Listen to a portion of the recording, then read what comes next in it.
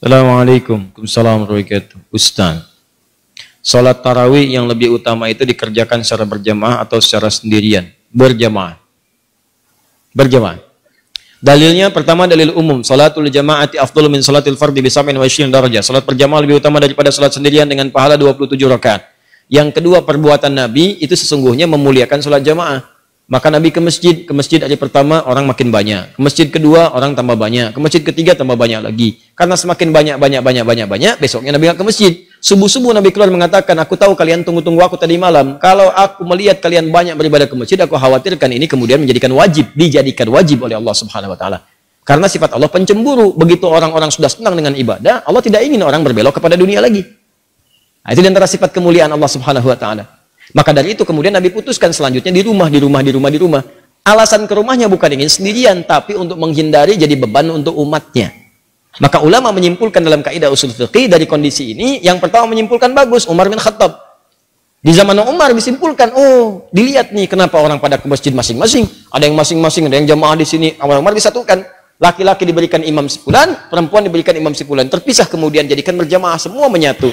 Dari masanya Umar itulah kekinian sampai sekarang berjamaah. Jadi kalau bisa berjamaah itu diutamakan dibandingkan dengan sendirian. Salat yang disebut dengan qiyam. Sifat Nabi saat qiyam itu tenang. Tenang, nyaman, berhenti sejenak di setiap 2 rakaat, berhenti, baca doa. Allahumma innaka afuwun tuhibbul afwa fa'fu anni.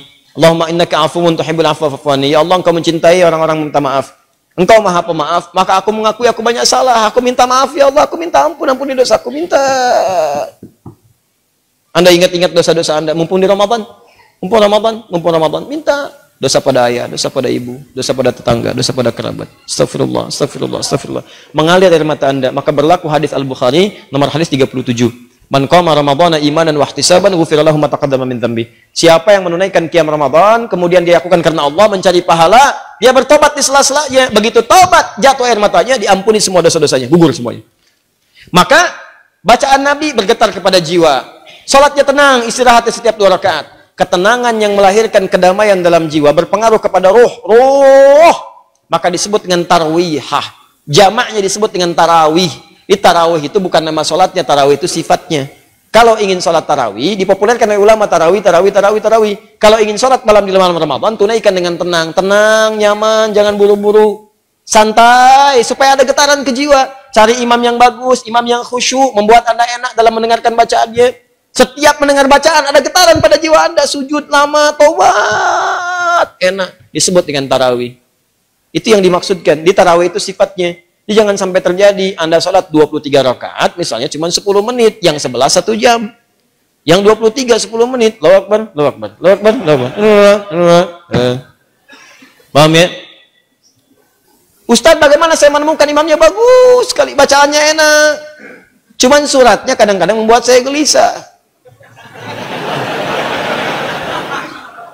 Allahu Akbar.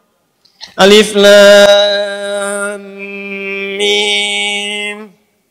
Astagfirullah. Malam pertama, ya kan? Udah gelisah-gelisah, tiba-tiba Allahu Akbar. Cari niatkan niat. Kalau sudah niat, yang berat akan ringan, yang ringan tak akan terasa. Tapi jadi imam pun lihat keadaan makmum. Makanya setiap imam dicontohkan oleh Nabi berbalik, lihat makmumnya. Lalu dikatakan istau antadilu sawu sufuf fa inna taswiyatas sufuf min iqamatis shalah. Ini kalimat-kalimat isyarah. Dalam hadis itu, dalam bahasa fikih terdapat 2 tuntunan. Ada kalimat namanya haqiqah. Kalimat haqiqah itu langsung diucapkan sesuai dengan bahasanya. Jangan dirubah-rubah. Kalau Arab, sudah jangan dirubah. Seperti adzan. Adzan itu sudah haqiqah, kalimatnya seperti itu. Tauqifi, sudah diberikan langsung. Jadi jangan dirubah-rubah, jangan diterjemahkan. Kalau diterjemahkan perasaan ke hati nggak nyaman, kedengarannya nggak enak. Allahu Akbar, Allahu Akbar. Ke hatinya enak. Ada getaran di jiwa. Bahkan terasa yang di Quran surah 8 ayat ke-2 itu terasa. Al-Anfal ayat 2, innamal mu'minuna alladzina idza dzukirallahu wajilat qulubuhum. Orang-orang beriman itu kalau disebut nama Allah bergetar jiwanya. Begitu dengan suara adzan ada getaran di jiwa. Kalau coba Anda terjemahkan, getaran jiwa itu hilang. Allah Maha Besar, Allah Maha Besar. Betawi loba, Tuhan gua gede, Tuhan gua gede. Ke Bandung, Allah nu agung, Allah nu agung. Gak ada getaran di jiwa. Sama, bacaan Quran juga begitu. Jadi kalau Anda mampu membaca Quran, baca dengan Qurannya. Terjemahan itu cukup baca dalam hati, lihat. Berusaha untuk baca, pahala banyak. Bahkan nama surat-surat pun dibacakan dalam bacaan Arabnya, walaupun ada terjemahan. Nggak bisa dia dibacakan dalam terjemahannya. Walaupun ada terjemahannya, nggak akan enak Anda. Coba deh antum, akhi, sedang murajaah. Nanya sama teman, murajaah surat apa? Sapi. Nggak enak antum. Ente apa? Semut. Murajaah surat apa? Al-Baqarah. Masya Allah. Antum apa? An-Naml. Lain, getaran kejiwaannya beda. Dia lagi ngapain? Murajaah, baca Quran. Surat apa? An-Nisa. Tuh. Beda. Baca surat apa sih itu? Surat Mama. Mama. Lain kan? Nah, maka demikian kalau mau mimpin sholat berbaliklah. Tidak harus menggunakan bahasa Arab. Boleh menggunakan bahasa lokal yang dipahami. Makanya kalimat hadisnya berbentuk kalimat-kalimat umum yang kiranya bisa disampaikan dengan bahasa biasa. Jadi kalau belum paham dengan kalimat istawu, istaqimu, fala takhtalifu fakhtalafat qulubukum. Ja'alu salatikum salatan muwadda'. Belum paham juga, lihatin semua. Lihat siapa yang hadir, lihat siapa yang sholat, petakan siapa yang sholat. Antum kelihatan. Ada orang sepuh yang nggak bisa berdiri lama, ada anak-anak kecil, ada orang mungkin mampir, dia mau berangkat, dia yang nungguin pesawat. Anda petakan di situ. Setelah itu ingatkan mereka, Pak Ibu rapatkan safnya, luruskan, khusyukkan. Mungkin ini sholat terakhir kita yang kita tunaikan. Enak mana, yang pertama atau yang kedua? Enak yang kedua karena terasa di hatinya ada getaran pada jiwa. Anda ucapkan dalam bahasa Arab, mereka nggak paham. Istau, sudah tahu. Ya Allah. Nggak nyambung. Nah, begitu sudah kelihatan siapa yang sholat, maka bacalah ayat-ayat sesuai dengan keadaan makmumnya. Kalau makmum nggak pandai, nggak bisa, nggak kuat berdiri lama, baca surat-surat yang pendek. Bukan aib baca surat pendek. Justru di situ berpahala. Kalau kira-kira bisa kemudian berdiri lama dan sholatnya mendukung itu, subuh, isya, baca surat yang panjang. Jangan maghrib baca Al-Baqarah, subuh kul huwallah. Paham ya? Awas hati-hati, ini menyesuaikan karena Mu'adz pernah mengimami, Mu'adz bin Jabal. Bayangkan sholat maghrib, sholat isya, bacakan Al-Baqarah. Di belakang orang baru pulang kerja, makmum di belakang, begitu makmum yang di belakang Allahu Akbar, baca Al-Baqarah sampai tuntas. Begitu salam kosong. Kejadian. Kata Mu'adz, pada munafik nih orang, katanya. Munafik, karena ciri orang munafik itu malas-malasan sholat isya. Nggak terima orang datang ngadu ke Nabi. Ya Rasulullah, si Mu'adz tuh. Kenapa? Mu'adz nyebut kami munafik.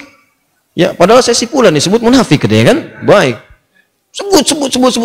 Misal. Setelah itu dipanggil Mu'adz, jadi klarifikasi. Nah, ini klarifikasi. Kalau ada yang kurang tepat, klarifikasi. Mu'adz, apakah benar kamu mengimami baca Al-Baqarah? Benar ya Rasulullah. Kenapa kamu baca itu? Saya kan contoh Anda. Saya sholat di belakang Rasulullah. Rasulullah baca surat Al-Baqarah. Siapa yang saya rasakan itu yang saya praktekkan. Wah, pinter. Nabi lebih pinter. Kata Nabi, kamu benar ya Mu'adz. Tapi kan imamnya saya, makmumnya kamu. Kalau kasus kamu, imamnya kamu, makmumnya mereka. Nggak kuat keadaannya, maka sesuaikan dengan mereka. Paham ya? Baik. Cerita imam itu banyak. Nah, cerita imam banyak. Baik. Sama dengan cerita suami tanya kepada istri. Ya, Mama, bisa kamu mengizinkan Papa menjadi imam untuk Mama? Boleh Pak, Masya Allah, Mama senang sekali, Masya Allah. Alhamdulillah Mah. Kalau imam harus ada berapa Mah? Harus satu imam, nggak boleh banyak. Kalau makmum boleh dua? Boleh.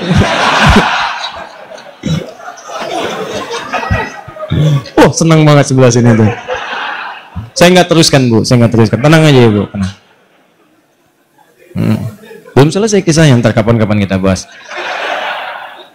Teruskan. Masih ada waktu? 3 menit ya? 3 menit ya? Waalaikumsalam warahmatullahi wabarakatuh. Apakah ketika kita bertobat dengan sungguh-sungguh, benda, tempat, apapun yang pernah kita pakai, kita kunjungi dan bersaksi jika sudah pernah membawa atau digunakan untuk keburukan? Maksudnya, kalau Anda pernah bermaksiat, atau orang lain lah, jangan Anda. Kalau seorang pernah berbuat maksiat di satu tempat atau menggunakan satu benda, apakah kalau bertobat benda itu dan tempat itu akan bersaksi lagi di hari kiamat? akan maksiat yang pernah dikerjakan. Terkait dengan benda yang akan bersaksi, ada ayatnya. Bahkan tubuh kita juga ada. Di surah Yasin jelas, al-yauma nakhtimu ala afwahihim wa tukallimuna aydihim wa tashhadu arjuluhum bima kanu. Baik. Jadi mulut itu dikunci, yang bicara itu tangan bersaksi. Ya, sekarang di dunia aja tangan udah bisa bersaksi. Awas, sidik jari itu kan tangan. Udah bisa bersaksi. Siapa pelakunya? Yang megang gelas, ada sidik jarinya di sini. Kan? Hati-hati. Kaki juga demikian, tangan, kaki, semua bicara. Sekarang bicara udah kelihatan, apalagi di akhirat langsung bicara tangannya. Langsung bicara. Ya Allah, saya digunakan si fulan begini. Nanti tempatnya juga mengatakan. Kalau dipijak oleh kaki, kaki bicara. Kalau dipegang tangan, itu benda bicara yang dipegang tangan. Apa ayatnya? Jelas, antum hafal ayatnya. Idza zulzilatil ardu wa akhrajatil ardu wa qala al insanu. Ayat keempat, yauma idzin tuhadditsu akhbaraha. Maka pada saat itulah semua tempat di bumi yang dipijak, semua keadaan mengabarkan kepada Allah apa yang terjadi dengan itu semua. Tidak akan ada yang tersembunyi. Kalau baik dikatakan baik, sekecil apapun, walaupun lebih kecil dari atom.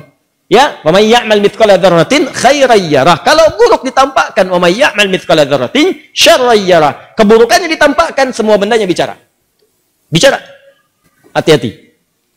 Bicara. Awas di kantor, meja yang jadi kemudian tumpuan komputer. Tangan Anda mengetik di situ. Masuk angka nggak benar. Sesuatu yang curang. Angkanya berubah. Hati-hati, salah. Anda dapat gaji berubah. Gaji 172, hilang satunya, 72-nya muncul. Ya, hati-hati. Gaji 53, 53-nya tertulis tambah 5 lagi misalnya kan. Nah, itu nggak benar.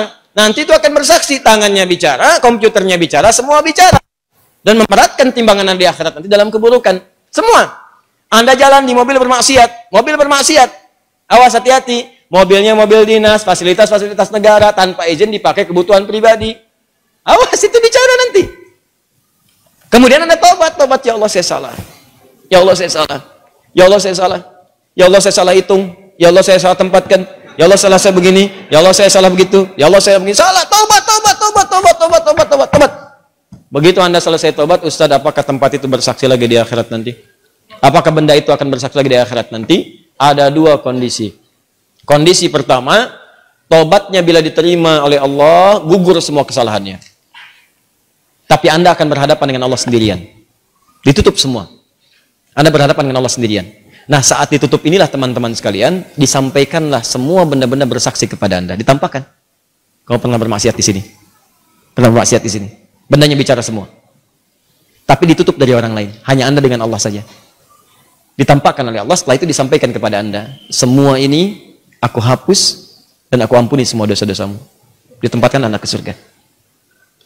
Itulah sayangnya Allah kepada Anda. Hanya ditampilkan kepada Anda untuk menunjukkan bahwa rahmat Allah begitu luas dan tidak ada yang sia-sia dari taubat. Makanya taubat. Jadi ketika ditampakkan pun hanya Anda yang tahu di hadapan Allah Subhanahu wa taala. Untuk menunjukkan betapa luasnya rahmat Allah, betapa luas rahmat Allah. Itulah faedahnya taubat. Sebab kalau nggak begitu, kadang-kadang nggak kerasa. Sama Anda berbuat salah, ada CCTV nih. Bos Anda melihat. Tanpa sepengetahuan karyawan Anda dipanggil Anda ke ruangan bos Anda. Dikatakan, kamu berbuat salah ya. Ya, saya mohon maaf bos, saya salah gini-gini. Betul. Ini CCTV-nya. Ini kan perbuatan kamu kemarin. Ya, sudah. Saya sudah lihat kamu menangis kemarin. Saya sudah lihat kamu mengakui ke istri kamu kemarin. Istri kamu bicara dengan saya. Sudah, saya maafkan. Jangan diulang lagi. Ini antara saya dengan kamu. Ini saya hapus semuanya ya. Sudah, nggak ada orang yang bisa akses lagi. Kamu bagus, sudah mengakui kesalahan. Gaji kamu saya naikkan. Sudah, sekarang nikmati dengan keluarga. Dia cerita sama temannya. Besoknya temannya berbuat salah juga gitu ya. Nah, ini keliru. Paham ya? Ini kondisi yang pertama. Supaya Anda sadar rahmat Allah begitu luas, ditampakkan. Yang kedua, dihapus semua, sudah. Yes, habis semua. Habis. Tutup. Jadi begitu dia tobat, benda nggak bicara lagi, tempat nggak bicara lagi, selesai aja, habis semuanya, habis, selesai. Ya, sudah. Begitu dihisab, bahkan ada di antara mereka yang masuk surga tanpa hisab. Ada. Apa tidak pernah kita berpikir sejenak tentang orang-orang yang masuk Islam di zaman Nabi? Nggak pernahkah Anda membaca kisahnya Umar bin Khattab? Tidak pernahkah Anda membaca kisahnya misalnya Jundub bin Junadah menjadi Abu Dzar Al-Ghifari? Pernahkah Anda pernah dengar kisahnya Khalid bin Walid? Bukankah mereka orang-orang yang pernah menentang Nabi sebelumnya? Pernahkah mereka bermaksiat sebelumnya? Pernahkah mereka kemudian maksiatnya lebih dari apa yang dikerjakan orang sekarang? Tapi pernahkah Anda mendengar kisah di antara orang-orang yang masuk surga tanpa hisab ada nama mereka di situ? Dan dihapuskan oleh Allah semua kesalahannya tanpa ditampakkan kembali. Maka pertanyaannya apa amalan mereka setelah itu? Amalan mereka setelah bertobat, mereka meningkatkan takwa kepada Allah. Karena itu di surah Al-Anfal ayat ke-29 Allah berjanji, siapa yang mampu meningkatkan takwanya kepada Allah, maka Allah akan nukaffir anhu sayyiatihim. Allah akan hapus semua kesalahannya. Hapus sampai tidak bersisa sama sekali lagi. Maka dihapuskan keseluruhannya, menghadap kepada Allah tanpa diungkit-ungkit kesalahannya, langsung kemudian dengan hisab amalannya dimasukkan ke dalam surganya Allah Subhanahu wa taala. Termasuk yang demikian juga yang suka menutup aib orang lain. Ya, tutup aib juga di rumah tangga. Bu ya, mohon maaf saya sebutkan ke ibu karena di surah An-Nisa surah keempat ayat 34 itu disebutkan di antara sifat perempuan itu ya disebut dengan nisa. Apa di antaranya? Karena gemar menceritakan apa yang dirasakan. Nah, di ayat 34 itu ada anjuran. Kata Allah, hafizatun lil ghaibi bima hafizallah. Perempuan yang baik itu, istri yang baik, menjaga nama baik keluarga dan suami terutama ketika tidak sedang bersamanya. Jadi kalau ada aib di rumah jangan dibuka, Bu. Kata Allah, saya sudah tutup. Jadi kalau ada yang menyebarkan aib rumah tangga Anda keluar, yang disalahkan jangan yang menyebarkan. Anda dulu istighfar, kenapa Anda buka? Kata Allah, saya sudah tutup, kenapa kamu buka? Kalau kamu tutup, saya tutup sampai kiamat. Cuman kamu buka sekarang. Akhirnya direpot lagi. Masalah Anda di rumah sudah selesai, di luar rumah obrolan jadi banyak. Oh, hati-hati nih, hati-hati. Kadang-kadang judulnya pengajian, memang pengajian, tapi yang dibicarakan bukan materi pengajian. Pengajian belum dimulai, tanya jawabnya sudah berlangsung. Ya. Ukhti apa kabar? Ukhti. Baik. Kamu bagaimana? Sehat. Keluarga? Baik. Suami bagaimana? Di situ masalahnya.